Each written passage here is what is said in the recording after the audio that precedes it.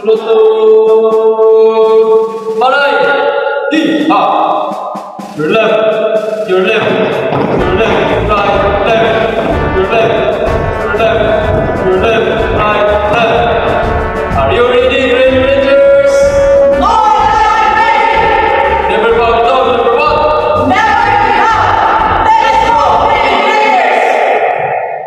Green Rangers, we got to go. Green Rangers, we got to go. Louder than the thunder.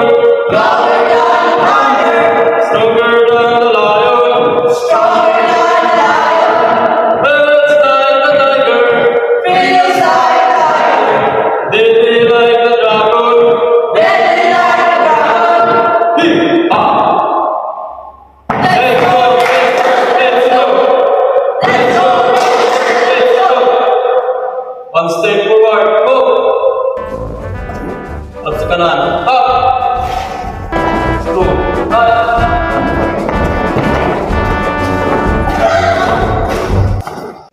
This is not a test. This is your emergency report broadcast system. Government officials of Ranking 5 have been granted immunity from the curse and shall not be harmed. Welcome to Green Rangers. Our team and our mission is to deliver information about letter, memo, and electronic mail to our companion. Listen and focus as we dive into our discussion. So, in Lesson 3, Letters, Memo, and Electronic Mail, our specific learning outcome or our main objective are the following. First, identify the features of a letter, a memo, and an email. Second, identify the parts of the letter, a memo, and an email. Third, differentiate a letter, a memo, and an email from one another. Use appropriate. Fourth, cite a strong and thorough textual evidence to support your analysis. And fifth, write an effective letter, memo, and an email. From the moment we become soldiers, it needs but an order to settle them in this place. This is Lieutenant General Paul Rubijane reporting. Alright, let's proceed and dive to the discussion. So I am tasked and was assigned to discuss about the letter. I know all of you are familiar and know what is letter, what are the parts of letter, and how to write a letter. So this is only a review because this topic was tackled when we were in high school or even in elementary. So writing correspondences is an essential activity of business, academic, or industrial entities. Generally, correspondences or technical reports aim to inform and persuade their intended readers. So they also have certain advantages over verbal communication. So these advantages are as follows. So first, the writer has time to think long about the message he or she wants to convey. Second, written communication is more accessible and can be retrieved by the reader at any time convenient to her or him. So number 3, the writer can present a detailed message. And lastly, the writer can document and file a written communication. For this time, I'm going to discuss about business letter. This letter is also a type of letter, and it has the same in how to write and what are the parts of this letter. So, a business letter is an effective letter that elicits the expected response from the readers. So this can be achieved through concise, tactful, and accurate writing style.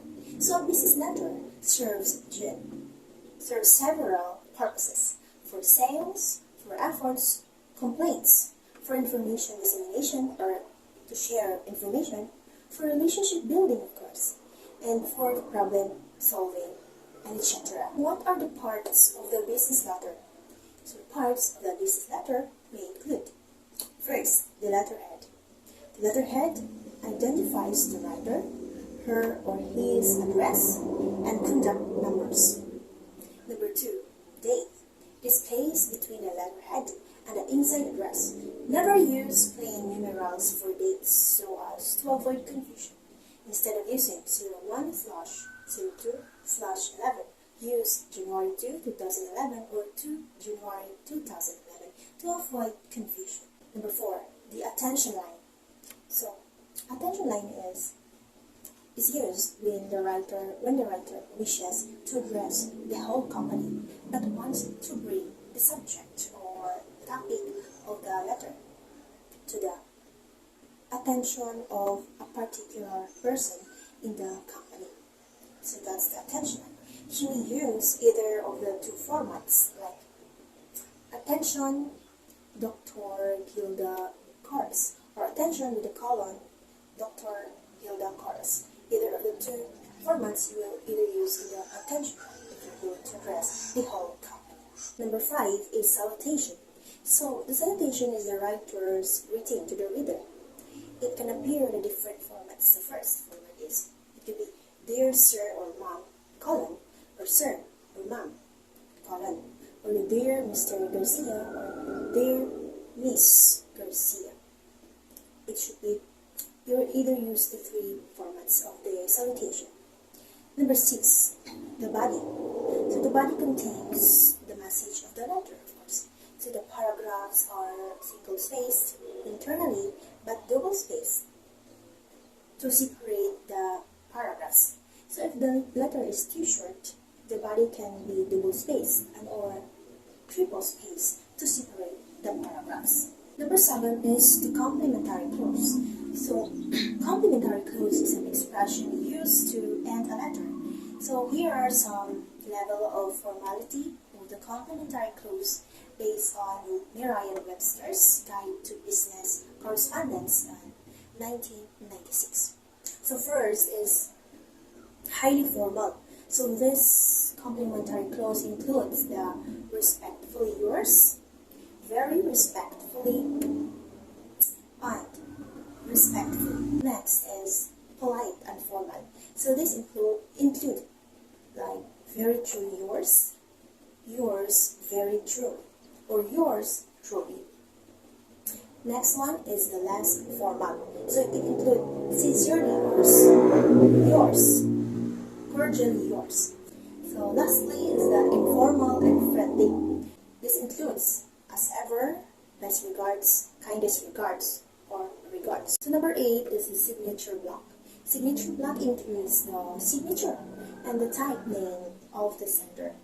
So the type name can be in all caps, or example, Harry Dumas is in all caps, or CLC, the format of Harry, close open parenthesis, Harry Dumas. So the space for the signature should be 3 to 5 lines.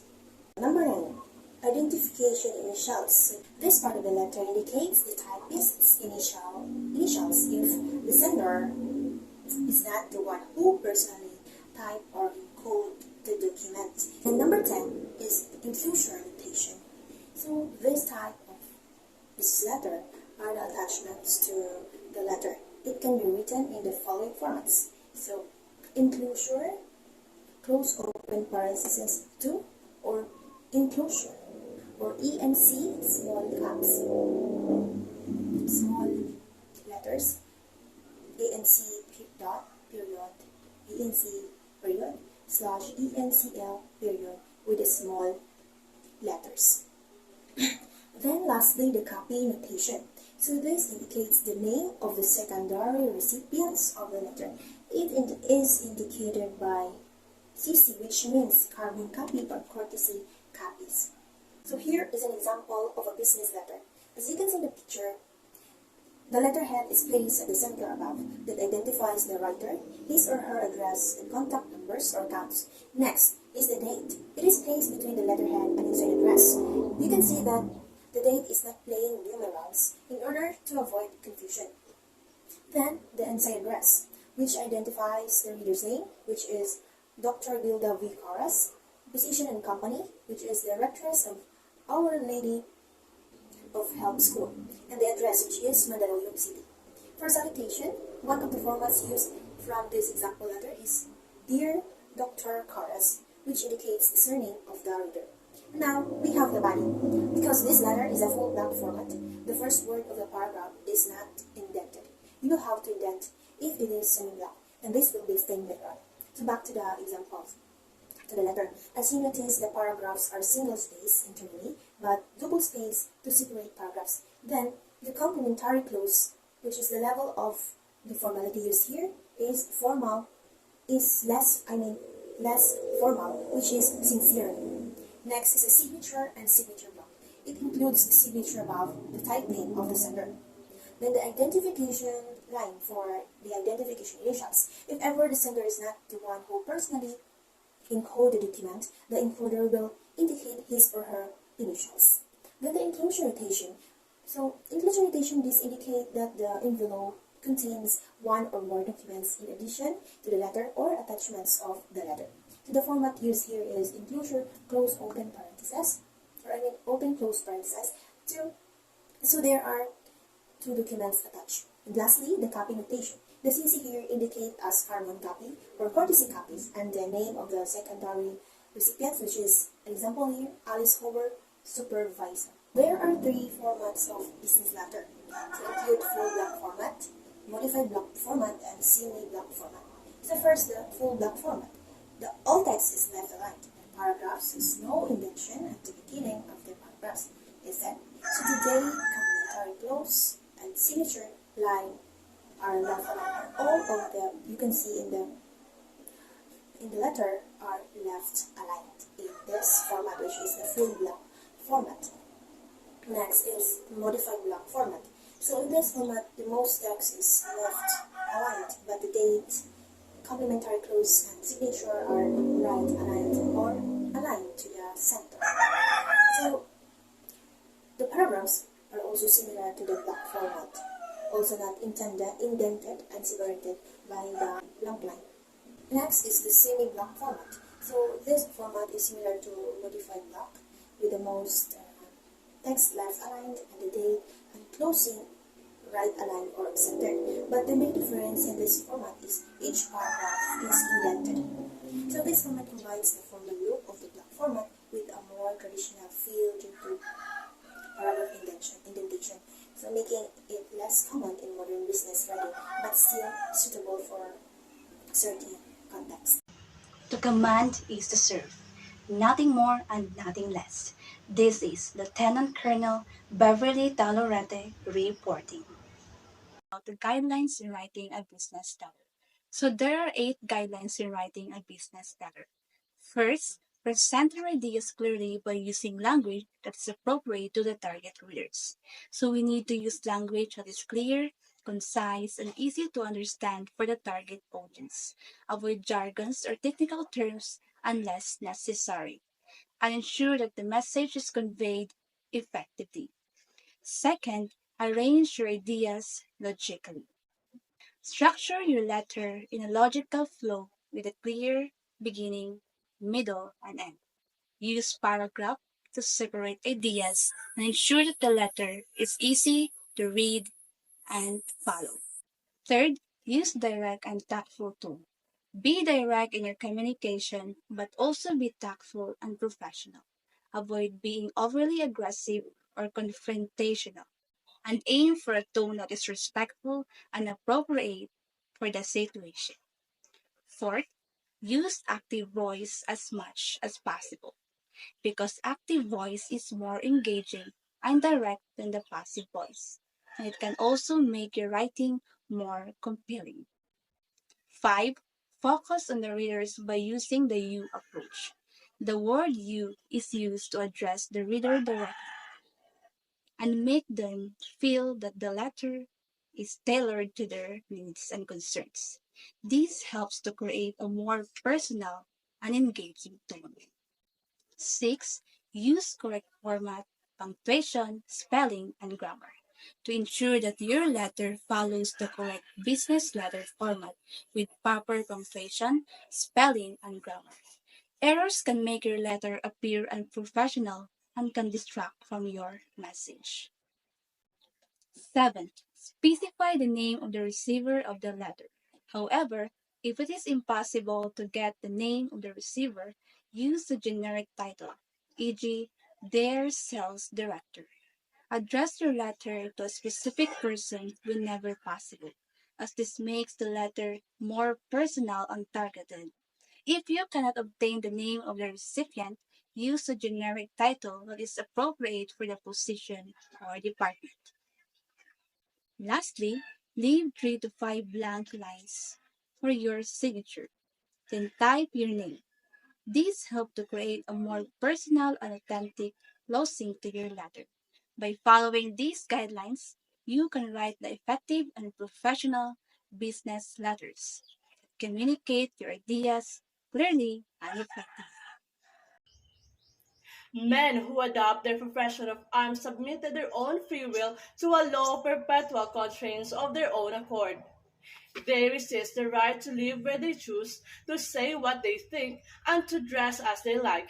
This is Second Lieutenant Christine Dian Amarante reporting. Memorandum comes from the Latin term memorare, which means to remember. Hence, a memo is meant to inform as well as to persuade people within the company. It follows an inverted pyramid structure that is the most important information comes first. Second is supporting data and examples, and lastly, the least important information. So now, I will discuss the types of memo. The first one is instruction memo. It provides information that the readers need to accurately perform direction. Second is request memo. Ask readers to provide certain information or take particular actions. Third is announcement memo. It provides information about an event, a person, or a thing. Fourth is transmittal memo. It serves as a cover note for more formal or lengthy documents. And lastly, authorization memo, which gives permission or approval. Advantage of a memo. So first one is it reaches a large number of readers at the same time. Second, it provides a written record that can be accessed at any time. And third, it ensures a detailed and accurate delivery of the message. Parts of a memo. The first one is letterhead. It identifies the writer, his or her address, and contact numbers. Second, dateline. It serves as a chronological record for reference purposes and never use plain numerals for dates to avoid confusion. Third, two line. It indicates the name and title of the receiver. Fourth is attention line. The attention line is used when the writer wishes to address the whole company but wants to bring the matter or subject to the attention of a particular person. You may use either of the two formats. Fifth, from line. It indicates the name of the sender. The sender should affix his initials on the right side of his or her name for verification purposes. Fifth, from line. It indicates the name of the sender. The sender should affix his initials on the right side of his or her name for verification purposes. 6. Subject line announces the main content or topic of the memo. The word subject is referred than the old term re. 7th. Body. It contains the message of the memo. Paragraph are single space internally but double space to separate paragraphs. If the letter is too short, the body can be double space and triple space to separate paragraphs. Paragraphs in the memo are not intended. 8. Identification initials. It indicates the typist's initials if the sender is not the one who personally typed or encoded the document. 9. Enclosure notation are the attachment to the letter. It can be written in the following formats. And lastly, copy notation. It indicates the name of the secondary recipients of the letter. It is indicated by this, which means carbon copy or courtesy copies. This picture is an example of a memo. Guidelines in writing a memo. There are 8 guidelines in writing a memo. First, use bullets, numbers, and letters to list information. Use these formatting tools to break down complex information into clear and concise sections. This helps readers quickly identify key points and follow along with your message. Second, Use a positive tone, active verbs, and concise words. Maintain a professional yet friendly tone to ensure your message is well received. Use active verbs to convey a sense of action and accomplishment. Use concise words to avoid ambiguity and make your message easy to understand. Third, use headings to highlight topics. Use headings to separate and organize your content into clear sections. This helps readers quickly identify the main topics and subtopics, making it easier to follow your message.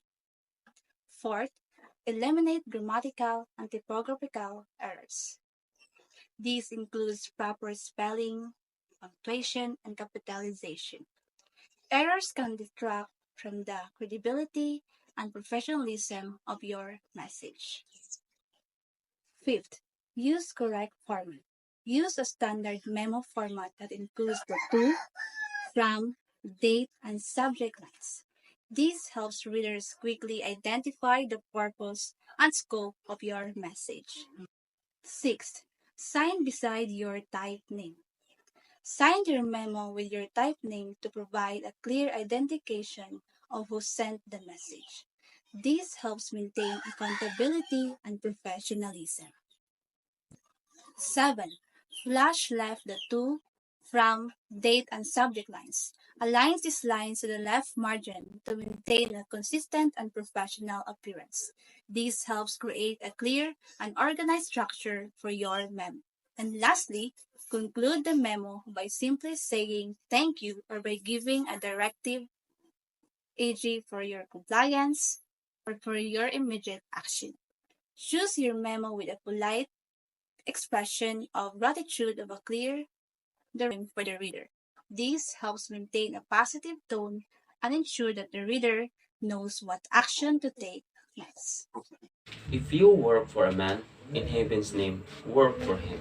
Speak well of him, and stand by the institution that he represents. Remember, in one's of loyalty, it is a word of celebrities if you must condemn and internally find fault. This is Cadet Colonel Jun Martin Narciso reporting. So, we will talk all about the electronic mail. So, electronic mail or email has become indispensable in everyday communication. In fact, a study in the US indicated that 98% of employees consider email as extremely important. Gerson, 2009. So, the advantages of email: first, it reaches the target reader fast. Second, confirmation of acceptance is easy. And also, it is cheaper. So, the guidelines in writing an email.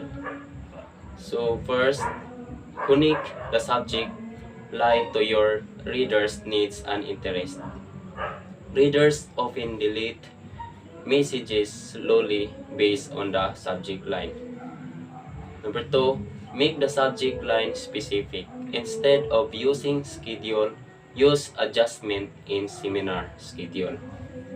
And number 3, keep the subject line short and simple. And number 4, don't change the subject line when you reply to an email. And the 5th, the 2 lines should only contain the names of the primary readers. Secondary readers must be placed in the CC line. Brave men rejoice in adversity, just as brave soldiers triumph in war. This is Private First Class Joshua A. Tudang, reporting on duty.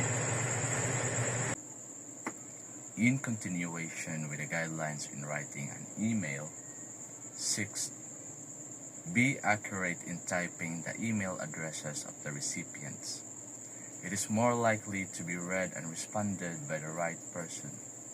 It is important to address your letter to a specific person because it will only prove that you know to whom you are sending it. It also signifies that you are doing an effort knowing the address of your letter. 7. Make the name of the attached file name meaningful instead of using Jim's letter.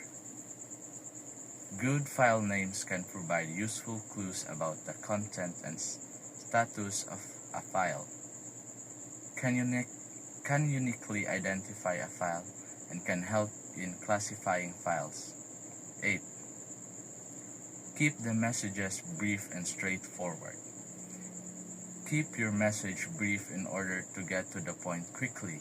This means you must be selective with your information and pay special attention to how your phrasing can be worded in the most efficient way possible. 9. Never use all caps for the main text. Writing entirely in black capitals is shouting, and it's rude. 10. Never publish an email without the permission of the creator. Publishing an email without the creator's permission can violate their privacy and trust. It is important to respect people's communication and intellectual property rights. 11. State your business in the first sentence of the text. Starting with the purpose or main topic of the letter in the first sentence helps the reader understand its importance and relevance quickly. It sets the tone and direction for the rest of the communication. 12. Store both your sent and received messages in folder using descriptive names. Example, trainings, directives, and minutes. Storing both sent and received messages in folders with descriptive names helps in organizing and retrieving information efficiently. It ensures that you can easily locate specific messages when needed and maintain a clear record of communication. 13. Use standard memo format. Using standard memo format ensures clarity, consistency, and professionalism in communication. It helps readers quickly identify key information such as the sender, recipient, date, and the subject. Additionally, it provides a familiar structure that enhances readability and understanding. 14. If the message is important, try composing it first using the word processor. Composing an important message using a word processor allows for careful editing, spell checking, and formatting to ensure clarity and professionalism. It helps in organizing thoughts, structuring the context effectively, and minimizing errors before sending the final version. 15. Maintain professionalism even if the email is less formal than a memo and a letter. Observe a certain level of degree of formality. Be careful in using emoticons and informal jargons like LOL and BRB. Maintaining professionalism even in less formal emails demonstrates respect and ensures effective communication. Using a certain level of formality establishes credibility and professionalism in business interactions. Avoiding emoticons and informal jargon like LOL and BRB helps to uphold the seriousness and professionalism of the communication. And that would be all. Thank you.